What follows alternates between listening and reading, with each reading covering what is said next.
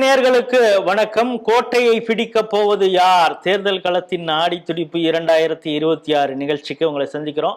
ஏற்கனவே முதற்கட்ட கள ஆய்வு நம்ம செய்து 154 தொகுதிகளுக்கு நம்முடைய முடிவுகளை சொல்லியிருந்தோம்.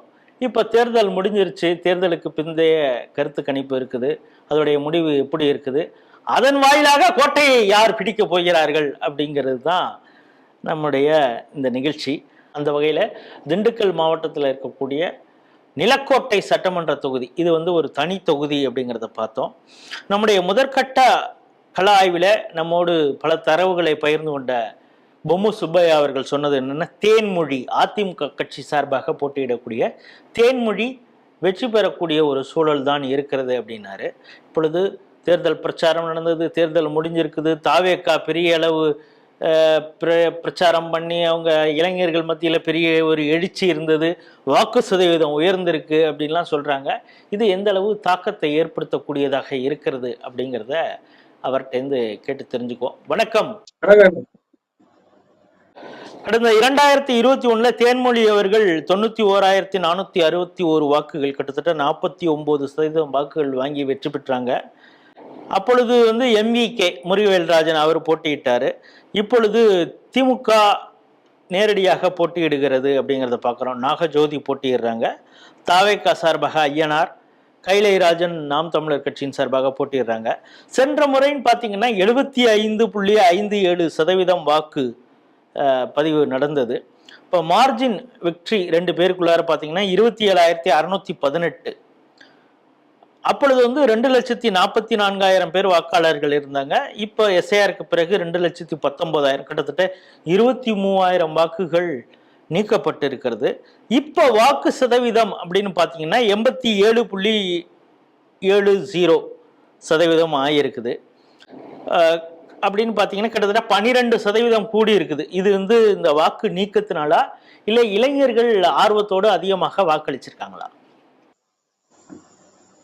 ஐயா, நிலக்கோட்டை சட்டமன்ற தொகுதியை பொறுத்தளவுக்கு நம்ம முதல் கட்ட கள ஆய்வுல பதிவு செய்தது போல அதிமுகவினுடைய வெற்றி மிக சுலபமாக இருக்க போவதில்லை என்பதை தான் எக்ஸிட் போல் சொல்லுது. ஏன்னா நான் அந்த காணொலியில பதிவு செய்தது போல திமுகவினரிடம் இருந்து நீண்ட காலமாக ஒரு ஆதங்கம் இருந்து கொண்டே இருந்தது. காரணம் என்னன்னா, உதயசூரியன் சின்னத்துல அவங்க போட்டியிட்டாலும் தங்களுடைய கட்சிக்காரங்க யாரும் அதுல போட்டியிடக்கூடிய சூழ்நிலை, அதாவது கூட்டணி கட்சிக்கு தான் திமுக சார்பா கொடுத்துக்கிட்டே இருந்ததுனாலதான் அதிமுக எளிதாக வெற்றி பெறக்கூடிய சூழ்நிலை இருந்தது. நாங்க ஒரு ஆர்வமா களத்துல பணியாற்றக்கூடிய சூழ்நிலை இல்லைன்னு அவங்களுடைய மன ஆதங்கத்தை சொல்லிக்கிட்டு இருந்தாங்க. அதை அவர்களுக்கு தீர்த்து வைக்கும் விதமாக நேரடியாக அந்த தொகுதியவே சார்ந்த திருமதி நாகஜோதி அவர்கள் ஒரு திமுக சார்பாக நேரடியாக உதயசூரியன் சின்னத்தில் போட்டியிட்டதுனால திமுகவினருமே ரொம்ப ஆர்வமா களப்பணி ஆற்றி இருக்கிறார்கள். அதனால நம்ம ஏற்கனவே சொன்னது போல தேன்மொழி அவர்களுடைய வெற்றி நம்ம ஒரு 1.5 மாதத்துக்கு முன்னாடி சொன்னது போல ஈஸியா ஜெயிச்சிருவாருங்கிற சூழ்நிலை கிடையாது. கிட்டத்தட்ட ஒரு இழுபறியான சூழ்நிலைக்குத்தான் இந்த தொகுதி சென்றுதான் அதனுடைய முடிவை நாம் தெரிந்து கொள்ளக்கூடிய சூழ்நிலை இருக்கிறது. ஏன்னா ஏற்கனவே இந்த தொகுதியை பொறுத்தளவிற்கு நாம் தமிழர் வேட்பாளரும் சற்று பரிச்சயம் உள்ளவர் என்பதனாலும், தாவேகா புதிதாக வந்திருப்பதனால இந்த இளைஞர்கள் இளம் பெண்கள் வாக்குகள் அவருக்கு செல்வதனாலும் இவர்கள் இருவருமே இந்த மாற்றத்துக்கு உண்டான வாக்காளர்கள் இவர்களுக்கு கணிசமான வாக்குகளை செலுத்தியுள்ளார்கள் என்றுதான் நாம் தெரிந்து கொள்ள முடிகிறது. கிட்டத்தட்ட 25% வரை இந்த மாற்றத்திற்கான வாக்கு இவங்க 2 பேரும் சேர்ந்து வாங்கக்கூடிய சூழ்நிலை இருக்கு. மீதி இருக்கக்கூடிய வாக்குகளை தான் ரெட்டலைக்கும் உதயசூரியனும் பகிர்ந்துதான் வாக்காளர்கள் அளித்து வழங்கி இருக்கிறார்கள். அதனால இங்க கண்டிப்பா நம்ம முதல் கட்ட ஆய்வுல நினைச்சது மாதிரி இல்லாம ரொம்ப டஃப்பான ஃபைட்டுக்கு தான் போகுது. ஏன்னா நான் சொன்னது போல திமுகவுடைய இவங்க அந்த தொகுதியில இருந்து நமக்கு கிடைக்கக்கூடிய தரவுகள் என்னன்னா, இந்த வேட்பாளர் நேரடியாக திமுக தலைமையிடமே அந்த தனக்கு உண்டான வாய்ப்பை வாங்கி வந்ததாகவும், அதனால திமுக தலைமை நீண்ட காலமாக இந்த தொகுதியில ஜெயிக்காம இருக்கிறதுனால கண்டிப்பா ஜெயிக்கணும்னு ஒரு முனைப்போட பணியாற்றுறதுனால ரொம்ப ஒரு டஃப் ஃபைட்டா தான் போயிருக்கு. 2 பேருடைய பிரச்சாரமுமே ஒரு ரொம்ப மிக ஒரு உழைப்பு கொடுத்துதான் செஞ்சிருக்காங்க. அனைத்து மக்களையும் போய் பார்த்து 2 பேருமே மாறி மாறி மக்களிடம் சந்தித்து பிரச்சாரங்களை செய்திருக்காங்க. அதாவது கடுமையான உழைப்பை 2 தரப்பிலிருந்தும் அவங்க செலுத்திருக்கிறதுனால ஒரு சுலபமான ஒரு வெற்றியாக யாருக்குமே இருக்க முடியாத சூழ்நிலை தான் இருக்கு. கவனிப்புகளும் கூட ஒரு நல்ல முறையில தான் ரெண்டு பேருமே கிட்டத்தட்ட அதிமுக கவனித்ததை விட திமுக வேட்பாளர் சற்று அதிகமாக தான் கவனித்திருக்கிறார் என்பதை தரவுகளை நம்ம பெற முடியுது. ஆனாலும் அவங்களுக்கு இருக்கிற மைனஸ் என்னன்னா, திமுக தரப்புல அவங்க கவனித்தது அதிமுக கிட்டத்தட்ட 80-85% வாக்காளர்களை கவனித்தது போல இவர்களால கவனிக்க முடியவில்லை என்ற ஒரு கருத்து நிலவுது. அவங்க எல்லா வாக்காளர்களிடத்திலும் இவங்களை மாதிரி கொண்டு போய் சேர்க்க முடியாத சூழ்நிலை, அந்த கவனிப்புகளை சேர்க்க முடியாத சூழ்நிலை இருக்கிறது என்பதை நாம் தெரிந்து கொள்ள முடியும். திண்டுக்கல் மாவட்டம் நிலக்கோட்டை தனி சட்டமன்ற தொகுதி, இதோடைய கள ஆய்வு, அதாவது எக்ஸிட் போல் கள ஆய்வு, அதில் கருத்து கணிப்பு என்ன நடந்தது, அந்த தொகுதியில் இளைஞருடைய வாக்கெல்லாம் எப்படி பிரிகிறது போல இருக்குது. இதையெல்லாம் வைத்து தான் இப்போ நம்ம அதுக்கான முடிவுகளை நம்ம சொல்லக்கூடிய நிலைமையில் இருக்கிறோம்.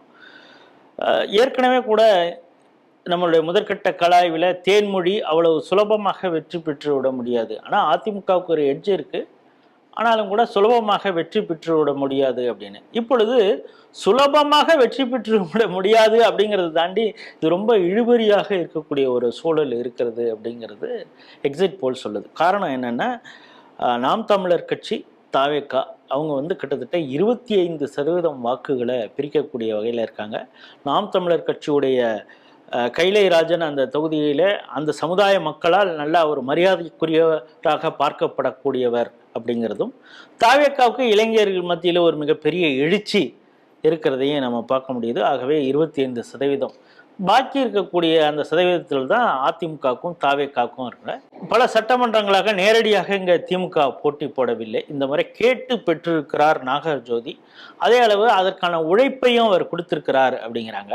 அதே போல் அதிமுக கட்சியுடைய தேன்மொழியும் அவ்வளவு சாதாரணமாக இதை விடவில்லை. இந்த தேர்தலை அவங்களும் கடுமையாக உழைச்சிருக்கிறாங்க அப்படிங்கிறதையும், தேர்தல் அப்படிங்கன்னா அந்த திராவிட கட்சிகள் எப்படி எதிர்கொள்ளணும் தெரியும், வாக்காளர்களுக்கு நல்லா கவனிக்கும்.